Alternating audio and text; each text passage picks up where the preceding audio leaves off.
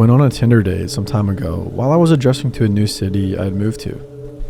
I didn't really know anybody there, so I used some online dating apps to see the dating scene around town. I landed one from a girl that seemed just like an artsy hippie type of girl. We had a few exchanges through the Tinder app and then decided to meet up for a drink.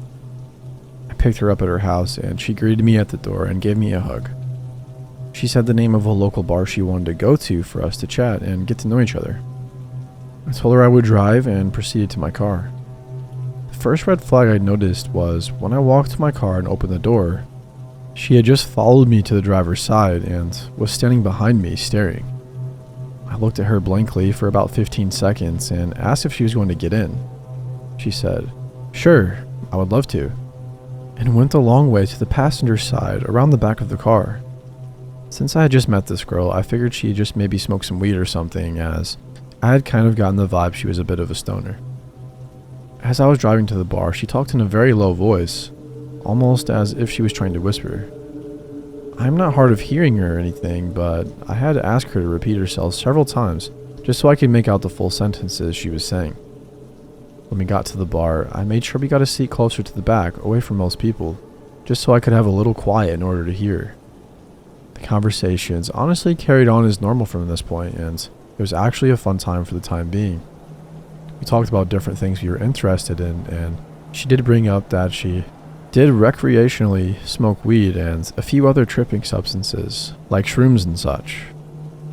I'm not much a fan of these, but it at least made me relax in the back of my mind to think maybe she was just high off weed, and that rationally explains some of the out there behavior. Granted, I had a few drinks at this point, so I was honestly not thinking straight. I asked her if she wanted to go to my place after drinks, and she agreed. When we got there, we had a few more drinks, and then she started talking about her jewelry. This is where it gets weird. She told me her jewelry was her big secret, and it defined her. When I asked her why it was so important, she said, "I'm actually Anastasia, and I was never killed in Russia. My jewelry is my link to my past." It was hard for me to take that seriously at this point with how much I drank, so I kind of challenged that statement using the little bit I knew about history. At this point, she freaked out and started yelling at the top of her lungs about how I don't respect ancestors in history. Then she got quiet and tiptoed right up to me and grabbed me by the neck. She then brought my face eye to eye with hers while still holding my neck. She says at this point, "I'm a shaman and I will curse you. My ancestors have destroyed many people and you do not respect that. You are from oppressive ancestors and they will be punished." Then she put her hand in a whiskey glass and made a cross on my face and kissed my forehead. At this point, I started to sober up a little. I talked her into calming down, telling her I was only joking. Then she slowly started getting back to normal. Then she started talking about her cat fetish. She tells me she has a list of people who she tames to act like cats. I'm not about judging people on their fetishes, so I listen. She then tells me about all the things she does to them and starts acting like a cat in my living room. If she had not yelled at me earlier on, I might have been almost turned on by it. My red flags in my head were tingling like crazy at this point, so I just listened and tried not to set her off. She noticed sage on my kitchen counter and asked me to light it and bless the house. I use sage to make my house smell better occasionally.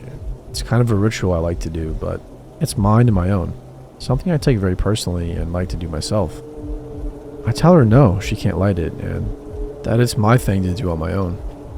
She freaks out, telling me I'm a horrible human being and screaming all over the place.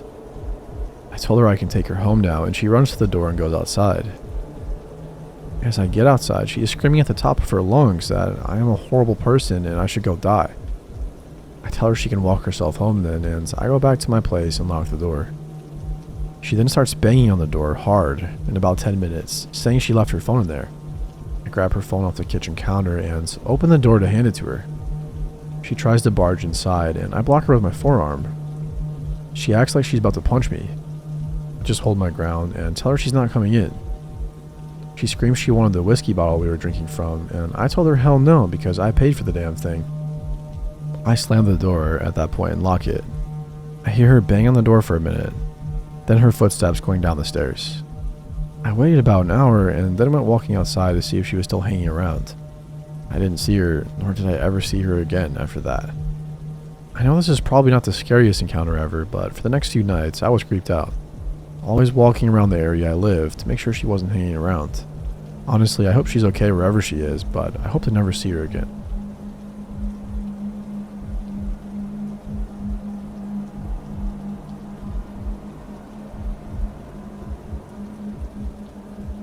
I was dating this guy for a while and really liked him. Long story short, he said he couldn't see himself marrying me, but still wanted a date. So I broke up with him. A little bit of time went by, and I decided to get back into the dating pool on Tinder, even though I hate dating apps. Matched with this guy named Chad. Good looking, educated, sense of humor. After a couple of weeks, we exchanged numbers and continued chatting. We discussed meeting several times, but our schedules clashed. One day, Chad texted me and asked to Venmo me some money to treat myself to a couple bottles of wine. Sounds awesome. I oblige. He also asks if I'd like to come over to his house after work. Says other people will be there. No pressure if I feel uncomfortable, etc. I actually didn't feel weirded out at all by this point, and I carry, so I agree. I bring the wine and head over to Chad's after work. He's there, and 2 of his friends are too. They all seem perfectly nice and normal. First weird thing, 4 total kitchen cabinets are completely ripped apart and smashed. This is a newer kitchen, nice cabinets. I inquire about the damage, and Chad says he was mad, so he punched them. Decided to not say anything about it. I grab an unopened beer for myself, then a coffee. Everything else is fine until I'm done with the coffee. One of the friends leaves, and a few minutes later, it's like someone has flipped a switch on Chad. He completely loses his shit out of nowhere, throws a metal bar stool across the house, screaming like a lunatic child, chucks his phone into the kitchen wall. The remaining friend steps outside to smoke. Chad comes up to me out of nowhere and bites my leg. I hit him in the leg, and he stops momentarily and then bites me again. I hit him in the head hard as shit this time, and he stops. I ask for the bathroom, and he walks over to show me, and I don't know how else to explain this, but he quite literally hurls himself up into the air in the hallway and lands flat on his back outside the bathroom door. Chad then gets mad that he has hurled himself onto the floor and punches a hole through the adjacent wall. I politely excuse myself to the restroom in utter shock. I come out of the bathroom. Chad approaches me and starts crying, absolutely wailing, going on about how his father is sick. This is a terrible time in his life, blah blah blah. I'm ready to get the heck out, but I'm also concerned this guy may actually hurt someone, and at the time felt some sort of responsibility to try to prevent that. I calm him down some, and Chad's friend comes back in. The friend is suggesting that we go fishing. Chad says he will, but would prefer to stay at the house to get to know me better. No way in hell. I agree to fishing so I can follow in my car and bail. Walking outside, Chad's friend gets in the driver's seat of Chad's car. I walk around and let the friend know I will be following in my car. They're cool with it. I get in the car. The door is still open. Chad realizes I am not in his car, storms over, and demands and begs I ride with him. He is completely adamant, but I stick to my guns and refuse. He says to go the heck home then, and slams my car door shut. He then gets in the passenger seat of his car with his friend, and they drive off. I sit for a few minutes, calming down, processing, and pulling up GPS to go home. I start driving through the neighborhood, make it around 3 corners, and stop dead. Chad is standing in the middle of the road facing me. He runs up my car at full sprint and slams both hands on the hood as hard as he can and runs them down like some sort of horror movie scene. He then runs over to my side, tries opening my door and rear door, and screams for me to open them. I decline. He punches my window, then the rear. I slam it in reverse and floor it around the corner as he chases me on foot. I slam the car back in drive and peel out of there as fast as I can. I see the friend pulling back into the neighborhood and honk, but I don't slow down. I heard him yell sorry as I drove by. The next day, Chad's friend found me on Facebook and messaged me, apologizing and saying he had never seen that behavior before. Chad also texts me and tries to apologize, saying his friend told him that he went psycho and he doesn't remember anything. I tell him he's lucky I didn't shoot him and to never contact me again. I have permanent bruises from the bites.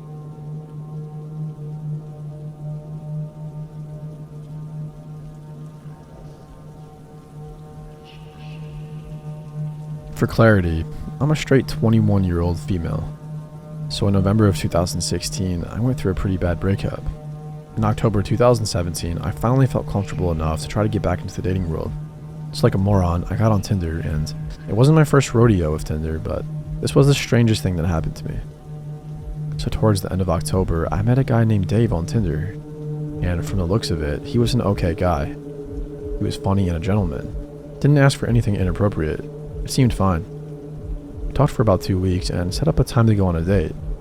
We decided to meet in the city where he had recently moved to, which was about 35 minutes away from my house. I got to the bar to wait for him, and he was 15 minutes late. He walked in and looked relatively similar to his pictures, which I was happy about. Then he opened his mouth to talk, and he had a very strange voice, like he was always on the verge of crying. Very weird. He had some tattoos on his arm, including the all-seeing eye Illuminati symbol. Trying to break the tension, I jokingly said, "Illuminati confirmed. Tell me all your secrets." And he goes, "What the hell are you talking about? Don't say that kind of stuff in public." I just kind of laughed it off, and he was being really weird. He then says, "You know that people who pry are people who die." I just looked at him and I genuinely did not know how to respond. Fast forward about 20 minutes and a couple of my friends came to the bar at my urging.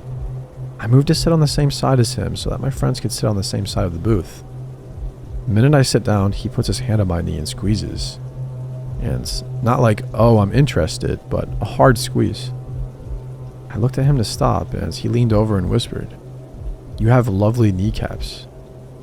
Like, bro, what? By the time my friends left, which was about an hour into the date, he had 7 beers. It was a Tuesday. As I go to close my tab, he stands behind me and he has a full raging boner. I very quickly signed my receipt and stepped away. As I'm getting ready to say goodbye, it starts raining. And then he informs me that he walked to the bar from his house and asked for a ride home. Reluctantly, I agreed. And on the very short drive to his house, he informs me that it's not actually his house, that he is living in his sister's basement. When I finally park in front of his house, he leans over to kiss me, and I try to give him the cheek, and he physically turns my head and puts his entire tongue in my mouth, and I pulled away. And then he did it again. I finally pulled away and said, "Get the fuck out of my car," and he responds with, "I'm in love with you. I knew from the moment I saw your pictures. You had to come inside and meet my sister and her husband." I told him that if he didn't get out of my car, I was calling the police, and he started tearing up and left.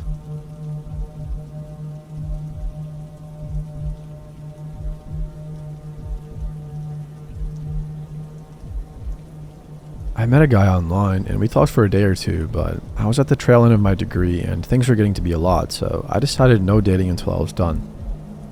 I let the handful of guys that seemed nice know before deleting the dating app so they would know why I deleted it and wouldn't think I ghosted them. He happened to be online when I sent it and said, "You seem cool, can we keep in touch?" Sure, no worries, and I add him on Facebook. Maybe once a week he's like, "Hey, how are you? What are you up to?" Normal conversation stuff. I chat about uni, work, the gym, whatever. After 2 or 3 months, he's like, "Hey, we've been chatting for a bit, let's grab coffee." I'm like, "Yeah, sure, he seems nice enough." I reiterated it would be as friends, and that was fine with him. I was about to head into exams, so we made plans for 3 weeks ahead after I finished exams. He started messaging more and more regularly after making plans, more than once a day, and starts calling it a date, which people call catching up over a coffee date, without it meaning an actual date, but I wanted to make sure we were still on the same page, so I just said, "Hey, you keep calling it a date, so just making sure we are clear, it's just a catch up as friends." He snapped, was sending me all sorts of horrible things on Facebook, so I blocked him. I gave him my number when we made plans though, so he started calling and calling, leaving voicemails. It was late, so I put my phone on silent and went to sleep. The next morning, I wake up to 37 missed calls and voicemails between 10 p.m. and 4 a.m., as well as a multitude of horrible texts. Now, this was 7 years ago when you couldn't just block someone on a phone. At first, I thought if I ignored him, he would get bored. After about a week, he wasn't slowing down, with dozens of calls a day. I called my phone company to have him blocked. They said, "You can only block 3 people." Are you sure? I had to jump through all the hoops, and then they turned around and said they can't do it. so I have to call the police. I call them and they say I have to call the phone company, but I can make a statement of harassment in case he does something more. 3 weeks later, he's still going strong, but in his text, he starts saying he's going to force me to go on a date with him, that I won't have a choice. Then he starts saying that if I won't come to him, he'll come to me, and is telling me my schedule with where I will be at any given time, which he put together based on our weekly conversations about normal stuff, threatening to come where I'll be. I have to stop doing my regular activities and pretty much become a hermit. He ended up making a threat to my life. I can't remember what he said word for word, but it was essentially, girls like you get what they deserve, or something like that, but more clearly threatening, he would be the one to make it happen. I contacted the police again, and that was enough for a restraining order, and I never heard from him again. Oh, and I was 20, but his pictures looked much younger, so I didn't realize online, but it turned out this guy was 34. So this wasn't dumb young kid behavior, this was a grown-ass man. I've had many other psychos since this guy, but I'm very grateful phones have since allowed you to block anyone anytime.